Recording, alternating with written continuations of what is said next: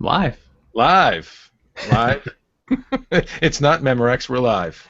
Hey, I'm Dave Altavilla, and that person you saw was Marco Chiappetta, and this is this week's episode of Two and a Half Geeks. Welcome. How you doing, Marco? I'm doing okay. I'm doing okay. How you doing? Don't go silent on me now, kid.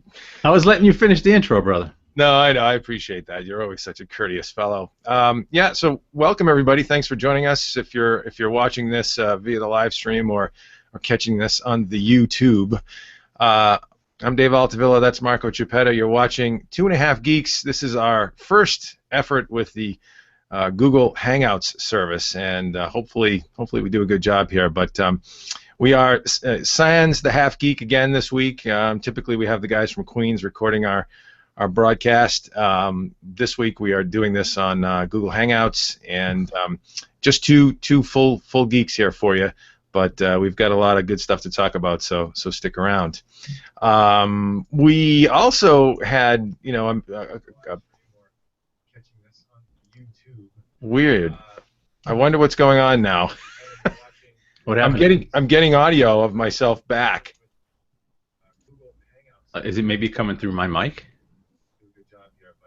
Yeah, I don't know. It's coming through. Everybody's watching or listening to this, but that's all right. Let's see if we can get a handle on this. I wonder why I'm getting back audio. I'm like hearing everything I just said. It You hear must be that? it must be picking up through my mic. But I'm not hearing myself through yours. Aha. Okay. Are you still there? Yep. Okay. I figured it out. What was it? So I had another window open with the Hangout, and it Oh, was it was broadcasting. it was broadcasting the Hangout. Gotcha. All right. So we've got one viewer now. Hey, we're kicking up in the world. But you'll have to forgive that little momentary lapse of reason there, little technical difficulty. But as I was about to say before Google Hangouts freaked out on me, we've been hard at work at HotHardware.com with quite a bit of effort put into our new site. I don't know if you've stopped by, but we've got a new design that we've launched actually just in late November. And it was a monumental effort, and it was like giving birth, and we did. We launched HotHardware 5.0, and we hope you like it.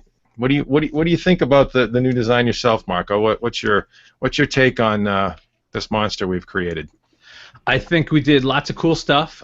So if you're a regular and you come by, especially if you're a regular on a mobile device, you'll notice much bigger touch targets, bigger images, cleaner, larger fonts across the board.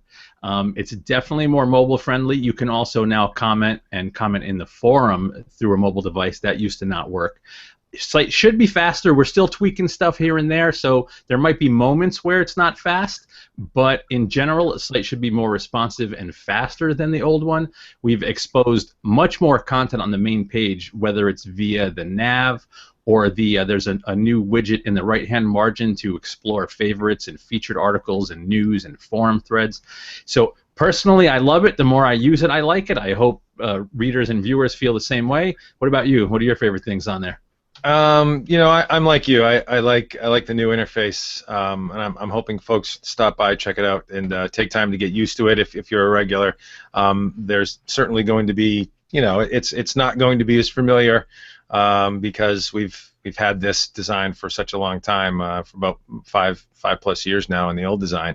But the new design, as you mentioned, yeah, it's the interface is cleaner. It's larger, better touch centric sort of control, larger images, and better layout for content. So sort of bringing us into the I don't know, the 21st century or whatever, into the current gen of web production. The new HotHardware.com. So stop by, check it out. It is HotHardware.com. If you're watching this, certainly you're familiar with our channel. It's youtube.com/hothardwarevids. And yeah, let's talk about some tech, and then we'll tease these folks with some holiday giveaway items as well. But this week, Marco, you actually took a look at a new Samsung SSD, the 850 EVO. Tell us about that bad boy. So yes, I sure did. I don't. Let's see if I could get it on video here for you. Ooh, that is the 850 EVO right there. Very So nice. this is a very, very cool SSD from Samsung. So Samsung's actually been known to produce some very good solid-state drives. Their 840 Pro was very good. The 840 EVO, after the most recent firmware updates, turned out to be a very good drive.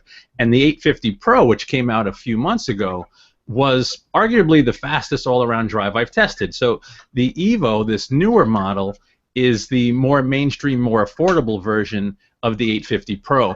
So the top of the line, or I should say the highest capacity 1 terabyte drive, has the same controller as the 850 Pro.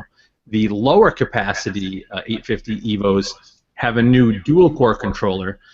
It's similar, but sans a core. There's a triple core controller in the larger drive.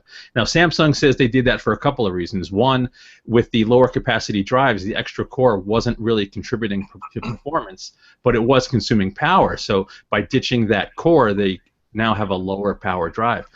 And the star of these new drives is brand new 32-layer 3D VNAND. Now, as geometries get smaller on traditional, planar NAND flash memory, technically endurance can go down. With this 3D VNAND, they're using larger geometry and the cells are stacked. So some of the problems inherent with traditional NAND aren't present in this new 3D VNAND. So it's more affordable to build. It makes the drive a little bit cheaper. But through testing, these drives just rocked. I mean, performance was awesome across the board. Were you able to check everything out? What do you think? Am I on target here? Yeah, well, I just went ahead and screen shared the review for folks here. Take a look. It's interesting. I'm just going through the specs, and the first thing I go to is bandwidth specs. Read-write performance. They've got a max 540. Megabytes a second sequential read and 520 write. That's pretty stout. Beyond, we're hitting the limits of the SATA interface here, obviously. But beyond that, I guess what's special about this, most high-end, top shelf SSDs these days from the likes of Samsung and others, Micron, what have you, SanDisk, they all can hit that sort of performance. What's special about these that versus the other guys? I know they're pretty good cost wise. What else about them, I guess, makes them stand out? So there's a couple things. I'll just quickly run through the cost. Cost is slightly higher than some drives in this class, but these are brand new and these are MSRPs, so prices may come down over time. The 120 gig drive is $99. 250 gig is $149. The 500 gig drive I checked out is $269, and the 1 terabyte drive is $499. So between 83 cents a gig and 50 cents a gig, depending on the model. Now there's a couple things though that Samsung does that others don't. One of the additional features available with their SSDs is something called rapid mode. Samsung bundles some software with their drives that will essentially use a portion of your system RAM as a cache. So if you're familiar with hybrid drives, you know that a hybrid drive will cache the most frequently used bits of data on a hard drive into an SSD. Samsung's software kind of takes that a step further and will cache data, the most frequently used bits of data on the SSD, in system memory. So you can get huge speed ups on the most commonly used bits of data that you have on your system.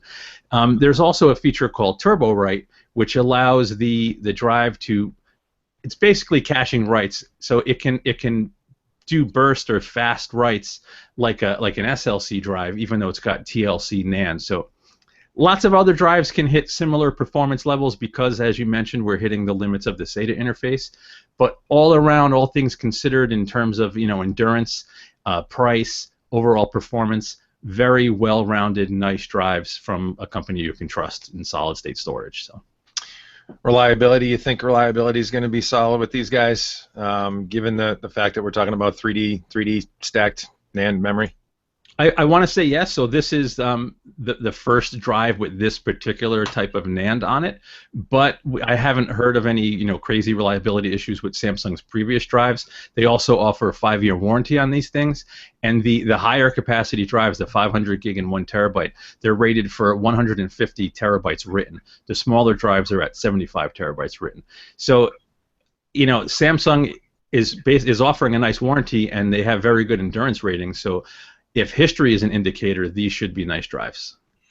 Sounds good. Sounds good. And I like the price. I love the fact that SSDs are now 50 cents a gig and below. Even if a few manufacturers like OCZ, I think their ARC 100, for example, dips below 50 cents a gig in a couple of densities. And it's great to see solid state storage now really beginning to at least get it near sniffing distance of the ballpark of a hard drive. I don't know if they'll be there for quite on parity by any stretch for a long time, but it's nice to see the prices coming down as well. Make it affordable for everybody, right? Yeah, I think it's at the point now where for just about any do-it-yourselfer or any system build, you really should be considering an SSD, even if it's a small one, just for your OS and your most common apps. The performance is just so much better. It's worth doing, and they're affordable now. If you can't put an extra $100 into a build for a 120 gig SSD, you're selling yourself short. Sorry. Yeah, no, absolutely. I think you're right. I think we've discussed it before. An SSD, by far, in terms of just general performance and responsiveness of your system, an SSD is probably one of the most important things, or one of the best upgrades you could make for system responsiveness and performance. That's short of having the right amount of memory or a decent processor, certainly, or a graphics card if you're a gamer. An SSD will make an appreciable difference right away if you're used to running things on a standard hard drive. And if you're talking about notebooks, SSDs make a whole lot more sense. And certainly in a case now, of course, where you're talking about mechanical concerns in notebooks and getting jostled around and all that good stuff. And a notebook, or one of many notebooks out there these days that comes set up default with an SSD, is the Lenovo Yoga 3 Pro, and I actually took a look at that machine earlier this month, and the Yoga 3 Pro, and it is a new Ultrabook from Lenovo. It has what's called a watch band hinge, or what they would like to call a watch band hinge. So it's a unique sort of design to a very thin and light notebook. It's actually 2.6 pounds, lighter and thinner than a MacBook Air 13. And it has this hinge, which is actually quite impressive. It's a lot of folks it's kind of a love it or hate it sort of thing. I mean, I think most folks like it. I think aesthetically, I think it looks great, but it's actually very much a watch band in that it connects the display to the keyboard. This hinge that allows it to fully articulate. So you can now fold this thing back, all the way back into tablet mode, or you can stand it up in different modes: tent mode, stand mode, tablet mode. I'm trying to think what else they have, and then of course standard notebook mode. But they have all these different yoga, if you will, poses or modes that you can set this this notebook up in. And let me screen share this out, and I'll try and show folks what this bad boy looks like. So here we go. So this is it in standard notebook mode, and as you can see right along the middle here, you can see that watch band hinge. Let me flip to the next page, and we'll get a little bit closer view. There you go. So as you can see here, there's actually links. It's like a premium sort of stainless steel watch band style hinge, and there's actually links. There's 1, 2, 3, 4, 5, 6 links that go across in this watch band hinge style, and it's actually more than just, I think, attractive. It's actually very functional in that you can literally just fold this thing right over, as you can see here, perfectly flat, or if you want, right over on top of itself into tablet mode. Now this is a 13-inch Ultrabook, so let's come right out and tell you right away, a 13-inch notebook at 2.5 pounds makes for a big unwieldy tablet. No question about that. But it's still a very useful sort of setup usage position, as you can imagine. Perhaps you're just kicking around on the couch and you want to bop around and I don't know, maybe do a little bit of e-reading or web browsing or watch a movie on your notebook, maybe a little streaming, what have you. Certainly, if you're in bed and you want to pipe some music or pull up the web browser real quick, in this tablet mode, it's a very handy sort of thing. But you're not gonna in the traditional sense, like a 7, 8-inch or a 10-inch tablet, you're not going to use it the same way. But it does add just a little bit more utility. And then certainly in tent mode, you can think of some different sort of collaborative sort of setups with it. And so it's an interesting sort of thing, and it's a nice additional flexibility to the product that most notebooks don't have.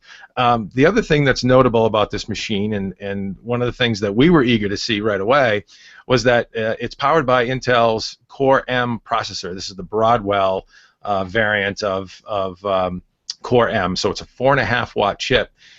This is really a situation where you're talking about a tablet sort of power envelope in what's really the performance of a full notebook processor. So it's their new Core M technology. We put it through the benchmarks, and it did really well. It actually hangs with the average Ultrabook, full-size Ultrabook of the previous generation Core i5 variety, and so performance-wise hangs with them. But it's now in this really super thin and light machine with excellent battery life.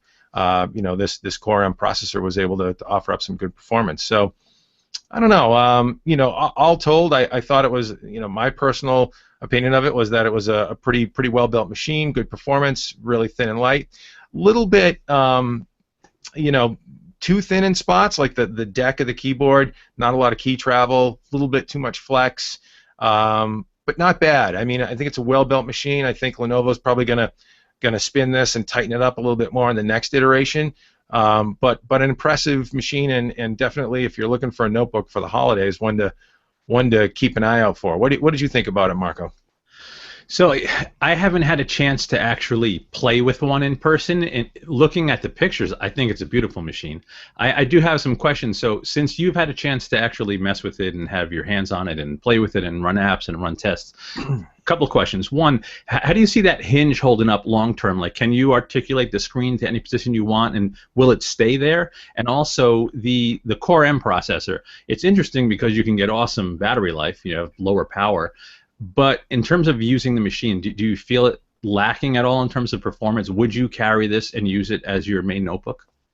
Yeah, I'll answer the first question about that hinge. The hinge absolutely will hold up. I have no reservations at all about that hinge. That hinge is actually stronger than many Ultrabook hinges I've seen over the past few years, and God knows we've looked at scads of them, right?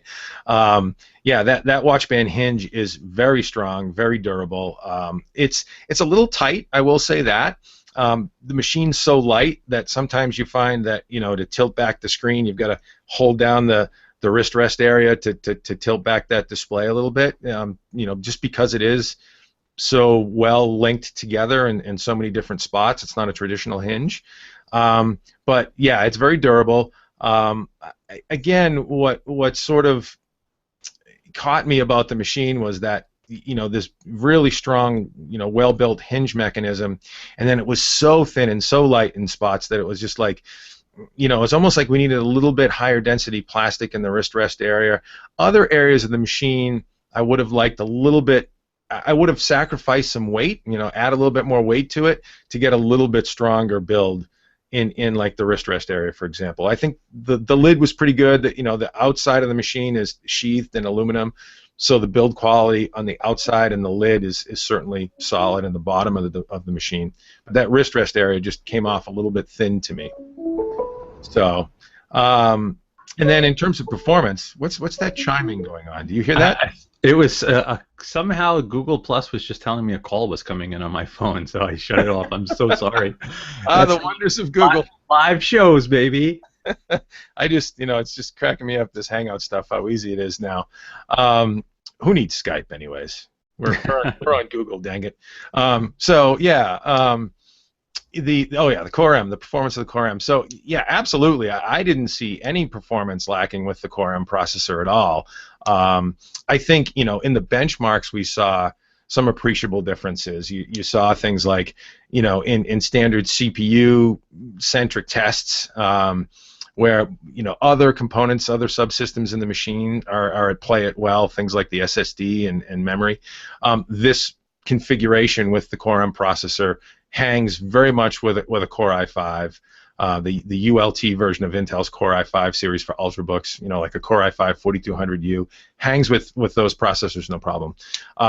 When you talk about gaming, it's on the lower end of the scores we saw with like a Core i5 4200U, and in a couple of tests, even a notch down below that from a graphics standpoint. I think we're going to see new iterations of, or not new iterations, but new SKUs, beefier SKUs of the Core M, even at 4.5 watts, the same power envelope. Forthcoming in 2015 from Intel, but this chip from an ultrabook perspective is just fine. You're not going to be doing any sort of heavy gaming on a machine like this, anyways, and it's got every bit of the horsepower of multimedia, for multimedia use that you'd need, whether it be for light casual gaming or certainly for watching HD video. It handles that like nothing. This machine actually for $12.99, that's the MSRP on the model we tested, came configured with 8 gig of RAM, 8 gig of DDR3 1600, and a 256 gig SSD. And so, a good solid setup for an ultrabook as well. It's a premium build with premium components, and if you compare it to like a MacBook Air. Now, the other thing I didn't mention is the display on this machine is 3200 by 1800, super high res display. So if you compare it, just for example, versus a Core i5 based MacBook Air 13, that's all that's available currently in the MacBook Air line. I think it was like almost on price parity. It's either like $50. It might be, depending on the configuration, right on parity with the MacBook Air, $1,200 thereabouts. But kind of a $50 swing. I looked at different configurations, but with the MacBook Air, you're getting 1600 by 900 display. Yeah, it's not touch enabled, and you're getting the previous generation processor from Intel. So I think a good value, and I think it's why we're seeing. I think the folks at Lenovo have shown up on with some TV spots and other commercials these days. They're pushing it hard. I think they'll probably sell a few in the holidays. Yeah, I'm actually toying with the idea of getting one and trying it out over our time at CES. Right now, I'm rocking a Sandy Bridge generation Ultrabook with a Core i5. So I'm thinking versus that older machine, 2 generations back. Even with the Core M, it's probably faster than my current notebook. Plus, I'll get all the different yoga modes, the better screen. So I'm toying with the idea of getting one of these. It seems like the form factor I'd like. I just want to make sure I'm going to fire it up and enjoy the performance. So now that we've talked about the yoga, we're going to move on to just quickly talk about a few other recent articles on the site. I recently took a look at the Samsung Galaxy Note 4. Here, this guy is. There's the Note. Yeah, we are not going to go. We're going to keep this show short and sweet, but we want you to come by the site. Full benchmarks, all of the juicy details on the Note 4 are up on the site. We also had our man Joel Hruska talk about the Dragon Age Inquisition, really popular new game that came out. And he calls it one of the best RPGs of the last decade. So if you're a gamer and you're interested in Dragon Age, you definitely want to come by the site and check that out. And we also have an awesome contest running right now. So if you're new here, we try to give away stuff fairly consistently, whether it's a gaming rig, components, mobile devices, what have you.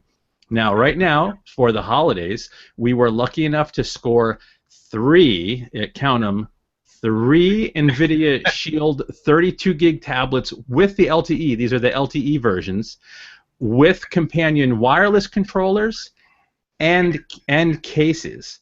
So This is basically NVIDIA's best Shield tablet setup with all of the cool accessories. There And it is right there. I have it on screen.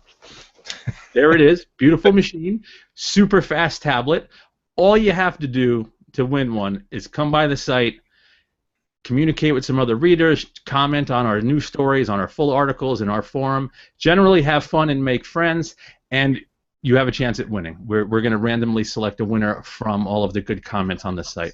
So that is what's going on. Dave, what did I miss? So actually, I have a question on this tablet. So this is the Shield tablet with Tegra K1 on board. It's their 32-bit version of Tegra K1, one of the fastest tablet processors out there right now. What about their stylus technology? I'm showing an image right now. I don't know if you can see this on screen, Marco, but this is the stylus out, and they've got like a paint app going on here. What's special about that stylus technology that they've got? There's something nifty about it, right? Yes, there's actually a couple nifty things we should mention. I have the Shield tablet in my hand. I'm not sure how much juice I have on my battery. Let me see if I can actually show you.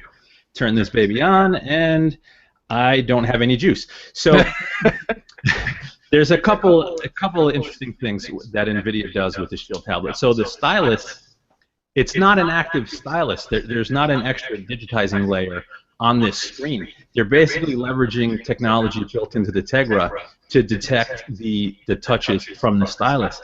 And it works very, very well. So it works as good or better than any other stylus I've used on a tablet. So it's very, very cool what NVIDIA's done here. If you like the idea of a stylus on a tablet for drawing, they include a really awesome app called Dabbler on here if you're an artist. Also for handwriting recognition, it works surprisingly well. And the other thing we should mention, the Shield tablet right now is only the second tablet that comes with Android Lollipop. So the latest version of Android, NVIDIA has pushed out the update. So killer gaming tablet with access to the grid streaming feature, game streaming feature, stylus, great general tablet, wireless controller, all of the goodies. You know you want to win one. You know you want to win one. So come by the site and try. Spoken like an Italian from New York. You know. But wait, there's more. No, so game streaming is interesting too, and we'll just touch base real quickly on that. So here, NVIDIA's enabled technology where from your, now correct me if I'm wrong, GeForce-enabled PC, you can stream a full PC title on this tablet and play it on the tablet, correct? Yes, so that's 100% correct. But the additional wrinkle is from now through June, and we don't know what it's going to cost through June, but the Grid beta is free now on Shield tablet, and NVIDIA is adding new games to the Grid game streaming service. I think it's every Tuesday. They're up to, I believe it's over 20 games right now. I don't remember the exact number. But you can also stream PC games from the cloud. And they're offering some really good games for free right now. Street Fighter's on there, Grid's on there, Dirt 2's on there. There's lots of cool PC games that you can stream anywhere you have a reliable, fast internet connection.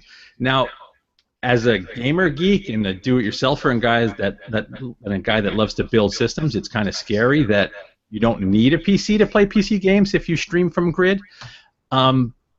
But I can't deny how cool the service is. It's not perfect. There's a little bit of latency, and you are streaming from the web, so it's not quite as awesome as local PC gaming. Yeah. But if you need a gaming fix on the go and you don't want to look at I'm not going to say a crappy mobile game. Some of them look good, but a PC game in all its glory on your tablet, pretty awesome. NVIDIA's onto something. Would you play your secret time killer passion Left 4 Dead 2? I wouldn't get the controller. Yeah. And when you're used to a 32-inch 4K display going to an 8-inch HD display, not quite as immersive, but it works pretty awesome, to be honest. If I wanted to sit on the throne and squeeze in around, I could. All right. I don't need that visual at all. We're just going to stop right there. But hey, so yeah, you guys, if you're watching this and you're wondering who the heck we are, stop by HotHardware.com. Check out that contest. It's on the top right rail right now for our news features.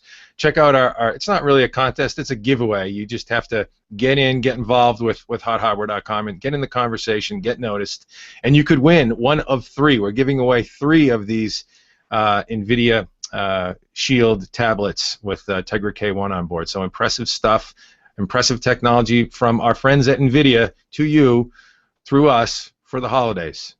Sound good? Sounds good to me. All right. So and we are all around the web. We're like, you know, the scourge, as I've said so many times before. You can find us at YouTube at youtube.com/HotHardwareVids. And you should subscribe if you're watching this. You're probably seeing it on YouTube. Subscribe to the channel. Thumbs up that video if you like it. If we've done a good job today, and excuse the technical difficulties early on. We're still learning this Google Hangout thing. We're used to being coddled and produced by people in back rooms and stuff. So forgive us for that. But Hot Hardware Vids on YouTube, Facebook.com/HotHardware, and Twitter.com, of course, /HotHardware. And of course, Google Plus, /plus.google.com/HotHardware, whatever it is. But if you just search for Hot Hardware on Google Plus, you'll find us. Honest. And that's all we have for today, right, Marco? I think that's it. So I will bid everybody adieu and pass it off to Dave for the final goodbye. Thanks for stopping by, everyone.